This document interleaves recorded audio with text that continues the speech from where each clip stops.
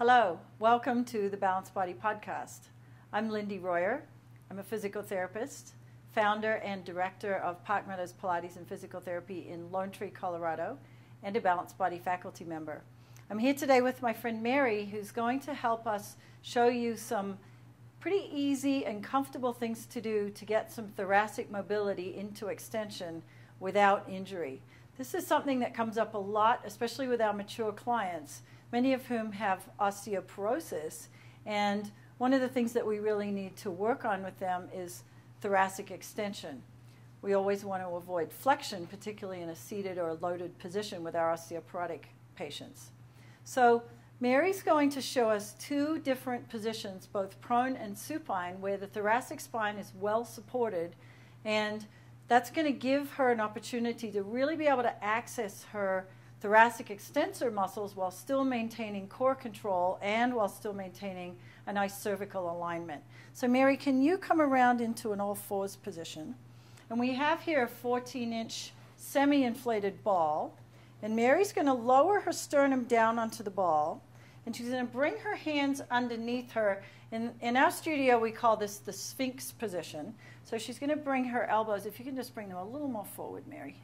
There we go. And she's going to use her shoulder girdle to literally give her a little bit of lift or elevation. So the idea here is that she is driving her elbows and forearms down into the table or into the mat while she lifts her thoracic spine. Beautiful. Are you able to hold that for a moment? Okay. Now we just want to have a look at the organization through the lower extremity and through the pelvis and through her core. So Mary, can you just imagine you've got a nice little sling under here. A couple of ideas for that are helpful.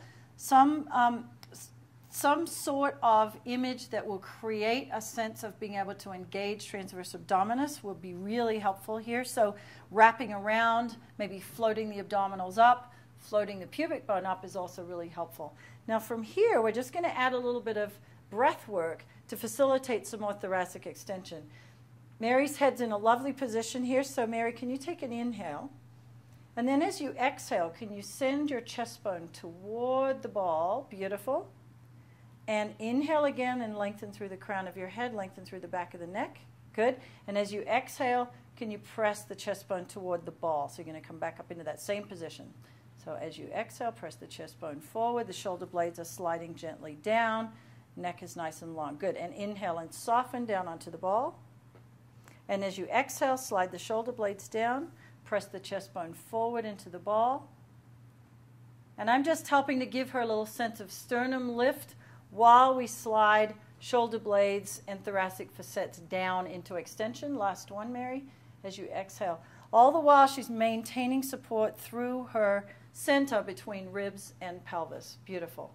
And then press down. Good. And can you press yourself back into that all fours position? Into the who? Into the all fours. Good. And we're going to lie you down on your back, lying on the ball. So essentially, we're aiming the ball for the same place. We're going for the thoracic spine.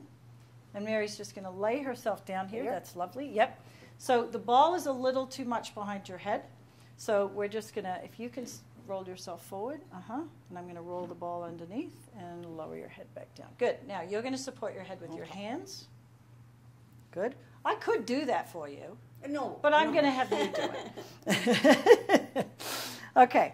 So in this position, one thing to keep in mind is that we are at the lower edge of the sacrum.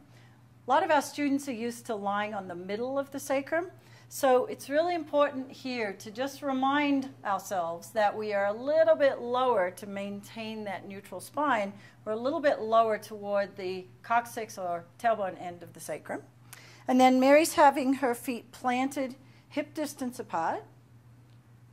And what I'd like you to do is, can you just soften your chest bone a little bit toward your pelvis? So you're going to go this way toward me. Good. All right. And then just take a couple breaths in.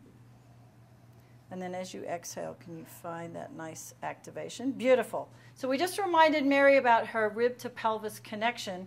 You're going to maintain that. And as you inhale, can you lift the chest bone up over the ball So essentially, she's already experienced this motion because we did it in prone. And then as you exhale, soften the sternum just back to that starting position. Good. Eyes looking up to about that little bar right there. Good.